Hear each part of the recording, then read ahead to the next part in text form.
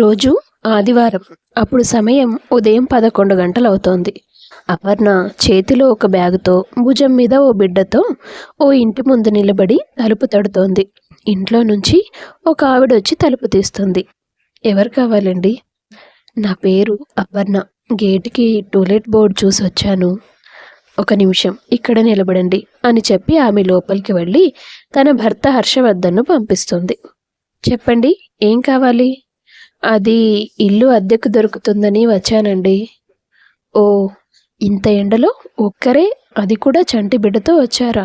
ముందు లోపలికి రండి అంటూ ఇంట్లోకి తీసుకెళ్ళి సోఫా మీద కూర్చోమని మంచినీళ్లు తీసుకొచ్చిస్తాడు.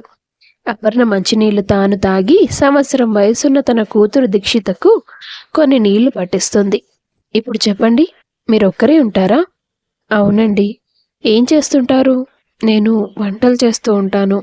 ఆఫీస్కి వెళ్ళే వాళ్ళకి డబ్బాలు కట్టిస్తాను. అలాగా. ఇంటి అద్దె 3000 రూపాయలు. మరి ఇవ్వగలరా మీరు? పర్వాలేదండి, నేను ఇస్తాను. అలాంటి అనుమానం పెట్టుకోనవసరం లేదు. సరే, ఇల్లు చూపిస్తాను రండి అని పక్కనే ఉన్న అవుట్ హౌస్ చూపిస్తాడు ఆమెకు.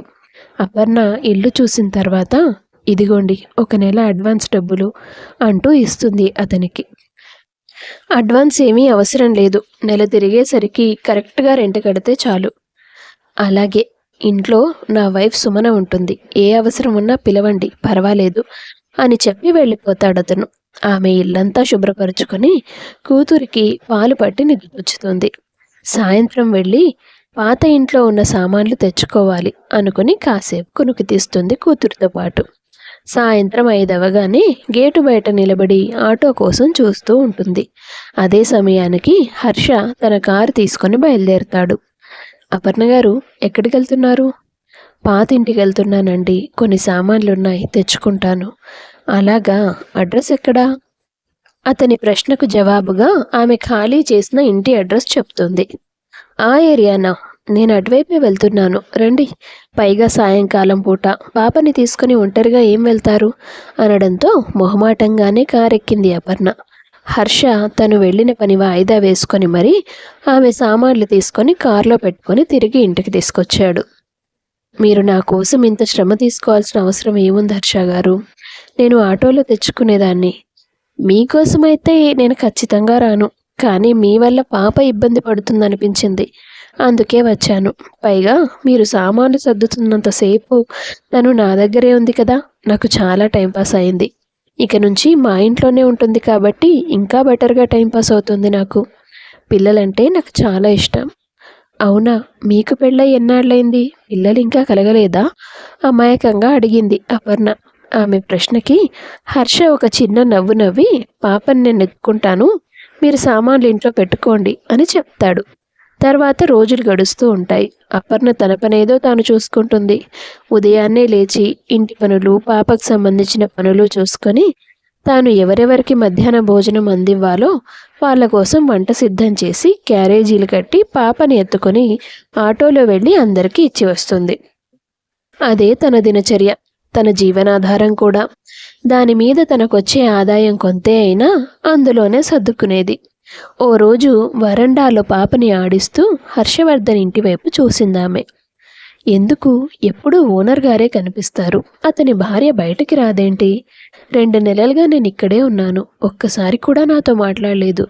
ఆయనేమో ఏదైనా అవసరమైతే తన భార్యను అడగమంటారు, అసలేమీ మాట్లాడిందే అని మనసులో అనుకుంటూ ఉండగానే హర్షవర్ధన్ గేటు తీసుకొని బయట నుంచి వస్తాడు. ఏమైంది అపర్ణ గారు, మా ఇంటి వైపు చూస్తూ ఆలోచిస్తున్నారు? దేని గురించి? అయ్యో, అలా ఏం లేదు హర్ష గారు. ఏదో ఉండే ఉంటుందిలే. అయ్యో, నిజంగానే ఏమీ లేదు. సరే, మీ మనసులో ఉన్న సందేహాల్ని మీరు దాచుకోండి, కానీ మీ గురించి నాకు చాలా సందేహాలున్నాయి. నేనైతే అడిగేస్తాను, నాకు సమాధానాలు కావాలి. నా గురించి సందేహాలు ఏముంటాయండి? మీరొక్కరే ఇక్కడ ఎందుకుంటున్నారు? మీ భర్త, కుటుంబం ఎవరూ ఎందుకు లేరు? నా భర్త 6 నెలల క్రితమే చనిపోయారు. ఓ అలాగా, సారీ అండి. మరి మీ అత్తమామలు, అమ్మ నాన్నలు ఎవరూ లేరా? ఉన్నారు, కానీ నన్ను రానివ్వరండి. అలా ఎలా రానివ్వరు? ఇలా పాపతో ఒంటరిగా కష్టాలు పడుతూ ఎందుకు బ్రతకాలి? కుటుంబం ఉంటే మీకు ఎక్కువ రక్షణగా ఉంటుంది. మీ వాళ్ళెవరో చెప్పండి, నేను వెళ్ళి మాట్లాడతాను. మీరు వెళ్ళి మాట్లాడినా ఉపయోగం ఉండదు. ఎందుకుండదు? ప్రయత్నం చేయకుండా ఎలా చెప్తారు? అసలేం జరిగింది? ఎందుకు మీ కుటుంబానికి దూరంగా ఉంటున్నారు? మీరు నాకు ఇల్లు అద్దెకిచ్చారు. నా గురించి తెలుసుకోవాలని మీరు అనుకోవడం సహజం. మీకు నా గురించి ఎలాంటి అనుమానాలు ఉండకూడదు. అందుకే చెప్తున్నాను. కొన్ని సంవత్సరాల క్రితం, అంటే నాకు 10 ఏళ్ల వయసున్నప్పుడు ఓ ప్రమాదంలో మా మేనత్త, తన భర్త ఇద్దరూ చనిపోయారు. వాళ్ళకి ఒక్కగానొక్క కొడుకు మహేష్, మా బావ. అమ్మా నాన్నలు చనిపోయి అనాథగా మిగిలిపోయాడని ఆ వయసులోనే నేను తనని మా ఇంటికి తీసుకెళ్దామని మా నాన్నతో చెప్పాను. మన ఇంటికెందుకే, ఏదైనా ఆశ్రమంలో చేర్పిద్దాం. అమ్మా ప్లీజ్ అలా అనకు. నాన్న నువ్వైనా చెప్పమ్మకి. సరే నేను చెప్తా కానీ నువ్వు బావ దగ్గరికి వెళ్ళి ఆడుకో. ఏంటండి మీ కూతురు, తన మాటలు విని మీ మేనల్లుడిని మన ఇంటికి తీసుకొస్తారా ఏంటి? దానికోసం కాదు కానీ, వాడు నాకు అక్క కొడుకు. ఇలాంటి కష్టంలో నేను వాడిని వదిలేశానంటే ఊరందరూ మన మొహం మీద వస్తారు. పైగా వాడు మందబుద్ధి. మనిషి ఎంత ఎదిగినా వయసుకు తగిన జ్ఞానం రాదు. కాబట్టి చదివించకపోయినా నడుస్తుంది. ఇంట్లోనే చిన్న చితక పనులు చేయడానికి ఉపయోగపడతాడు. వాడు మనకేం అడ్డవుతాడు చెప్పు? మీరన్నది నిజమే. సరేలేండి, కానివ్వండి.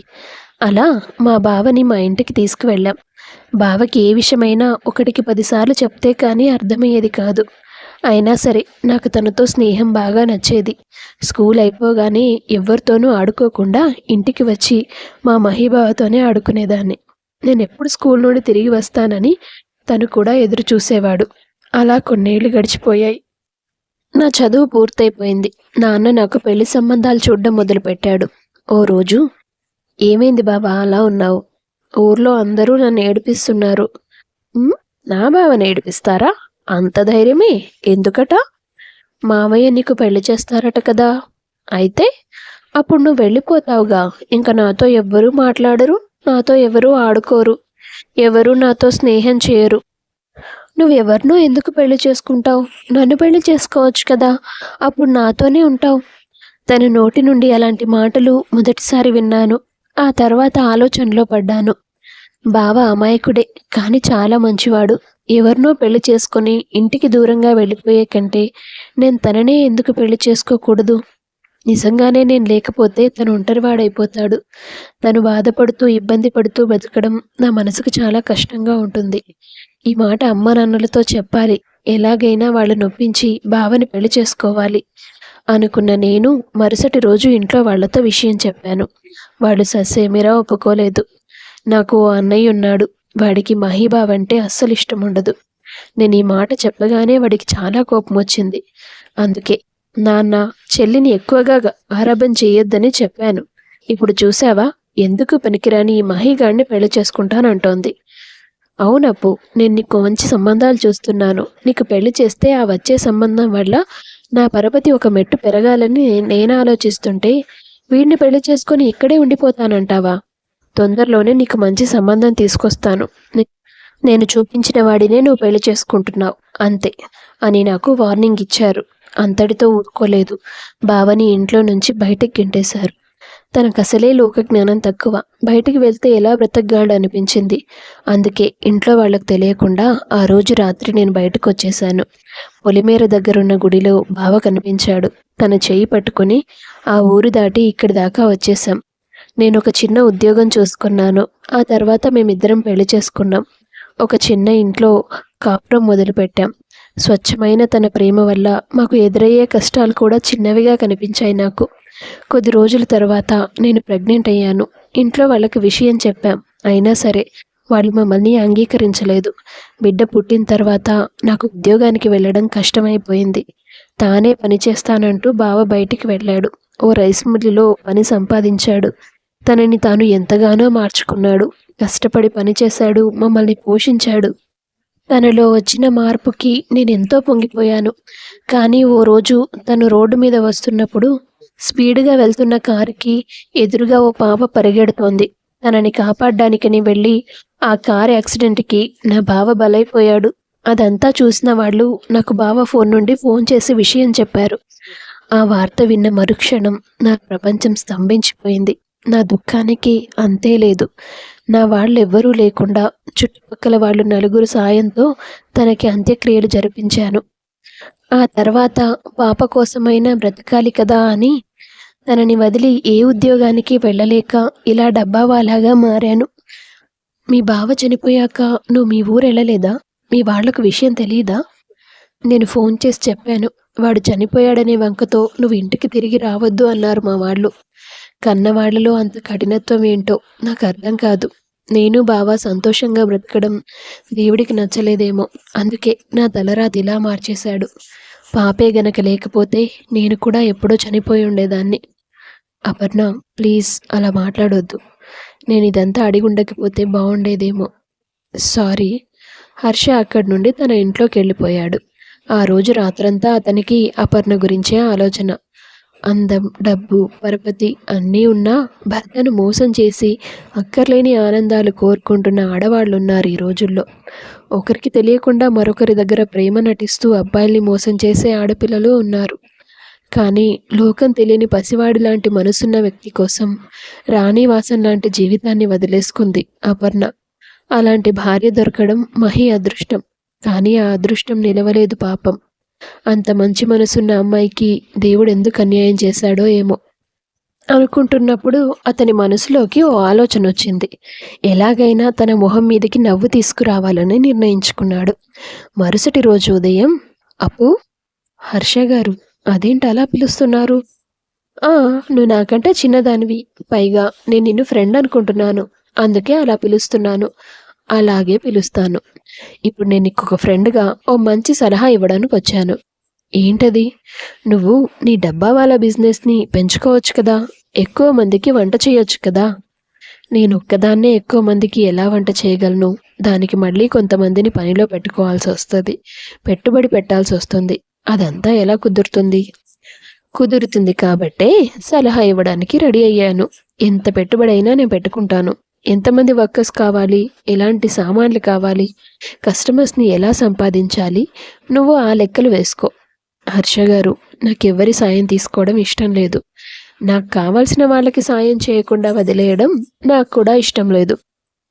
ఎందుకింత మొండిగా చేస్తారు మీరు? నేను నీకు ఇచ్చే డబ్బులకి కాగితం కూడా రాయను. నేనేం సతాయించను. ఇచ్చినప్పుడే ఇద్దువులే. ఇవ్వకపోయినా కూడా అడగను, సరేనా? నీ చేతి వంట అమృతంలా ఉంటుంది. ఖచ్చితంగా నీకు ఎక్కువ మంది కస్టమర్స్ వస్తారు. చుట్టుపక్కల చాలా ఆఫీసులు ఉన్నాయి. వంట చేయడం బద్ధకంగా ఉండే ఆడపిల్లలు, మగవాళ్ళు చాలామంది ఉంటారు. మన వరండాలో ఎంత ప్లేస్ ఖాళీగా ఉంది, ఇదంతా ఉపయోగించుకో ప్లీజ్. కానీ పాపని చూసుకోవడానికి నేనున్నాను. మీ షాపులు ఎవరు చూసుకుంటారు మరి? నా షాపుల్లో పనివాళ్ళు ఉన్నారు, వాళ్ళు చూసుకుంటారు. అదంతా నీకెందుకు? అయ్యో, అసలు వినేలా లేరు కదా. మీకు ఇష్టం వచ్చినట్టు చేయండి. అయితే బిజినెస్ మొదలు పెట్టడానికి ఏం కావాలో, అవన్నీ ఎలా చేయాలో ఒక ప్రణాళికలాగా రాసిపెట్టు. ఓ 2 రోజులు టైం పడుతుందండి. నీకెంత టైం కావాలన్నా తీసుకోవచ్చు, నాకేం ప్రాబ్లం లేదు. మంచితనం, మొండితనం, పిచ్చితనం అన్నీ ఉన్నాయి మీకు. పాపం సుమన గారు ఎలా భరిస్తున్నారో ఏంటో. అలా హర్ష అపర్ణ చేత డబ్బావాలాగా బిజినెస్ పెట్టిస్తాడు. దానికి అవసరమైనంత మంది పనివాళ్ళని పెడతాడు, కస్టమర్లని సంపాదించి పెడతాడు. అపర్ణ బిజినెస్ పెరుగుతుంది, మంచి ఆదాయం రావడం మొదలవుతుంది. మొదటిసారి ఆమెలో సంతోషం ఉప్పొంగుతుంది. ఈ నెల పెట్టిన ఖర్చు, వచ్చిన ఆదాయం మొత్తం లెక్క చూస్తే చాలానే లాభం వచ్చినట్టు. ఇంటి నుండి వచ్చేశాక మొదటిసారి నా చేతిలో ఇంత డబ్బు చూస్తున్నాను. అది కూడా నేను సంపాదించానన్న తృప్తి చాలా అద్భుతంగా ఉంది. దీనంతటికి కారణం హర్ష గారే. ఆయన్ని కలిసి నా సంతోషాన్ని పంచుకోవాలి అనుకుంటుండగానే హర్ష ఆమె ఇంట్లోకి వస్తాడు. మీకు 100 ఏళ్ళు హర్ష గారు, ఇప్పుడే తలుచుకుంటున్నాను. చూడండి ఎన్ని డబ్బులు వచ్చాయో. ఆ ఆనందం నీ కళ్ళలో కనిపిస్తోందిలే. ఇదంతా మీ చలవే. నీ మొహంలో ఇలాంటి సంతోషం చూడాలనే నీకు ఈ సలహా ఇచ్చింది, నీకు సాయం చేసింది. నా భర్త చనిపోయాక నా సంతోషం గురించి ఆలోచించే మనిషి ప్రపంచంలో ఎవ్వరూ ఉండరనుకున్నాను. కానీ మీ రూపంలో దేవుడు నాకు మంచి స్నేహితుడినిచ్చాడు. కానీ నా మనసులో మొదటి నుంచి ఓ అనుమానం అలాగే ఉంది. ఏంటి? నన్ను సంతోషంగా ఉంచడానికి మీరెందుకు ప్రయత్నం చేయాలి? ఎందుకంటే నాకు నువ్వంటే ఇష్టం కాబట్టి. ఇష్టం అంటే అలా ఇలా కాదు, చచ్చేంత ఇష్టం. మొదటిసారి ఇంటి ముందు నిన్ను బ్యాగ్‌తో చూసినప్పుడు నా చూపులు పాప మీద కంటే నీ మీద ఎక్కువగా ఆగిపోయాయి. నీతో ఏదో తెలియని కనెక్షన్ ఫీల్ అయ్యాను. మాటిమాటికి నీతో మాట్లాడాలి, నీకేదో సాయం చేయాలన్న ఆలోచన నా మెదడులో తిరుగుతూ ఉంది. ఇక నీ గురించి తెలిసాక ఇంకా నచ్చేసావు. జీవితాంతం నీతో కలిసి బతకాలనిపించేంతగా నచ్చావు. దానికంటే ముందు నీ మొహంలో సంతోషం చూడాలనుకున్నాను. అందుకే నీ బిజినెస్‌కి హెల్ప్ చేశాను. నిజమే హర్ష గారు. మీరు హెల్ప్ చేసినందుకు నేను చాలా సంతోషించాను. కానీ మీది ఇంత చీప్ మెంటాలిటీ అనుకోలేదు. ఓ మనిషి నచ్చడం, తనని ప్రేమించడం చీప్ ఎలా అవుతుంది అప్పు? మామూలుగా అయితే ఖచ్చితంగా అవదండి. కానీ మీకు పెళ్ళయింది. మీ భార్య మీ ఇంట్లోనే ఉంది. అవుట్ హౌస్‌లో భర్త చనిపోయి ఒంటరిగా ఉంటున్న ఓ అమ్మాయి మీకు నచ్చిందంటే దాని అర్థం ఏంటి? మంచి స్నేహితుడు దొరికాడని సంబరపడిన క్షణంలోనే ఆ ఆనందాన్ని తుంచేశారు. మీ సాయం వద్దు, ఏమీ వద్దు. అసలు ఈ బిజినెసే వద్దు. నేనిక్కడి నుంచి వెళ్ళిపోతాను. అప్పు, నేనెవరిని మోసం చేయట్లేదు. నువ్వు అనుకుంటున్నట్టు సుమన ఏం చెప్తారు? సుమన గారంటే మీకు ఇష్టం లేదు. అందుకే నేను నచ్చానని చెప్తారా? నాకు మాట్లాడడానికి ఛాన్స్ ఇవ్వవా? ఓ లొడలొడ వాగుతున్నావు. అసలు సుమన నా భార్య కాదు. అలా చుట్టూ ఉన్న వాళ్ళని నమ్మించాల్సొచ్చింది. ఆ అమ్మాయి నాకు భార్య అంటే అసలు నువ్వెలా నమ్మావు? అలా ఎప్పుడైనా కలిసి కనిపించామా నీకు? అందరూ ఎలా నమ్ముతున్నారో నేను కూడా అలాగే నమ్మాను. అందులో తప్పేంటి? అబ్బా! నీ తప్పేం లేదు. నాదే తప్పు. ఈ విషయాలు నీతో ముందు చెప్పకపోవడం నాది తప్పు. చెప్పడానికి ముందే నాకు నువ్వంటే ఇష్టమని నోరు జారాను చూడు, అది పెద్ద తప్పు. ఆవిడ మీ భార్య కాకపోతే మీ ఇంట్లో ఎందుకుంది? సుమన నా మేనల్లుడు రాహుల్. ఇద్దరూ ప్రేమించుకుంటున్నారు. వాడు అమెరికాలో ఉంటాడు. ఫేస్‌బుక్ ప్రేమ. వద్దురా అని ఎంత మొత్తుకున్నా వాడు వినలేదు. ఆ అమ్మాయి కాంటాక్ట్‌లోకి రావట్లేదని కలిసి వివరాలు తెలుసుకోమని నన్ను ప్రెజర్ చేశాడు.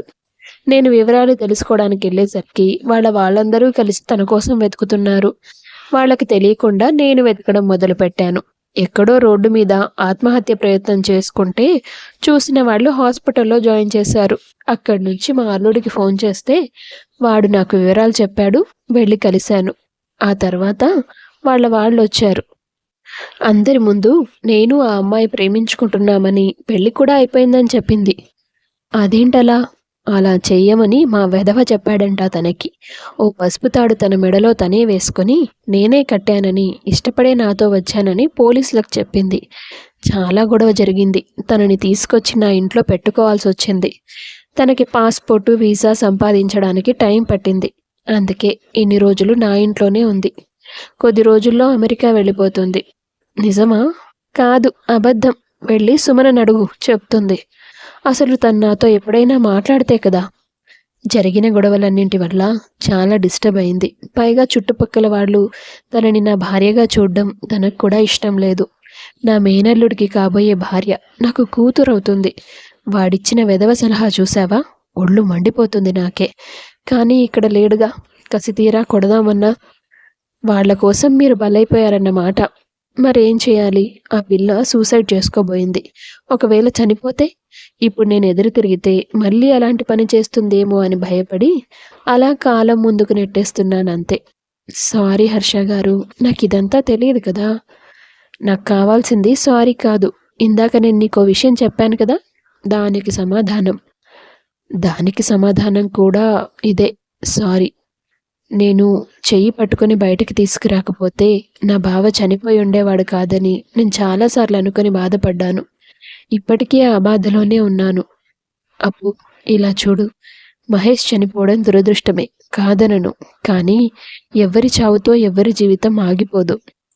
నీ జీవితం ముగిసిపోవాలనుకుంటే దేవుడు నీ చేతిలో ఈ పాపను పెట్టేవాడు కాదు. పాపకి తండ్రిని, నీకు ఒక తోడుని దేవుడు ఇవ్వాలనుకున్నాడు కాబట్టే నువ్విక్కడి దాకా వచ్చావు. అలా అని నమ్ము. నీ మనసుకు సర్ది చెప్పు. నేను మాత్రం నిన్ను తప్ప ఎవ్వరినీ పెళ్లి చేసుకోలేను. అంతగా ఇష్టపడుతున్నాను. అర్థం చేసుకో. ఇప్పుడిలా చెప్పి రేపు పెళ్ళయ్యాక పాపని దూరం పెడతాడు, అలాంటి అనుమానాలు పెట్టుకోవద్దు. కావాలంటే నేను సంపాదించిన ఆస్తిలో సగం పాప పేరు మీద ఇప్పుడే రాస్తాను. ఇంతకంటే నీకు ఎలా నమ్మకం కలిగించాలో నాకు అర్థం కావడం లేదు. నాకు కొంచెం సమయం ఇవ్వండి ప్లీజ్. ఇస్తాను. ఒకవేళ ఇష్టం లేకపోతే లేదని చెప్పి ఇక్కడే ఉండాలి కానీ నాకు చెప్పకుండా పారిపోవాలని చూడకూడదు. అలా అని ఒట్టు వెయ్యి. సరే, ఎక్కడికి వెళ్ళను. అలా అప్పు మాటిచ్చిన తర్వాత ఓ నెల రోజులు గడిచింది. సుమన అమెరికా వెళ్ళిపోయింది. హర్ష, అపర్ణ ఇద్దరూ తమ తమ బిజినెస్లు చూసుకుంటూ కాలం నెట్టుకొచ్చారు. కొన్ని నెలల సమయం తర్వాత అపర్ణ హర్ష ప్రతిపాదనని ఒప్పుకుంటుంది. మీతో స్నేహం నన్ను సంతోషంగా ఉంచగలిగింది. అలాంటప్పుడు మీతో భవిష్యత్తు కూడా సంతోషంగా ఉంటుందని నమ్మకం నాకుంది. మీ మీద అనుమానాలు కూడా లేవు. నా కారణంగా మీకేమీ జరగకపోతే అంతే చాలు. ఏం జరగదప్పు. అలా నెగిటివ్గా ఆలోచించకు. నువ్వు, నేను, దీక్షిత ముగ్గురం సంతోషంగా ఉంటాం. అలా అపర్ణ తన అంగీకారం తెలుపుతుంది. హర్ష ఆమెలో ధైర్యాన్ని నింపుతాడు. కొన్నాళ్ల తర్వాత వాళ్ళిద్దరూ పెళ్లి చేసుకుంటారు. ఆదర్శ దంపతుల్లాగా కలకాలం కలిసి సంతోషంగా బ్రతుకుతారు. కథ నచ్చితే వీడియో లైక్ చేసి షేర్ చేయండి. తప్పకుండా ఛానల్ను సబ్స్క్రైబ్ చేసుకోండి. మీ అభిప్రాయాన్ని కామెంట్స్ రూపంలో తెలియపరచండి. ఇప్పుడు మన కథలు ఫేస్బుక్లో కూడా అవైలబుల్గా ఉంటున్నాయి. లింక్ డిస్క్రిప్షన్లో ఇస్తాను. Go and watch it. Thank you.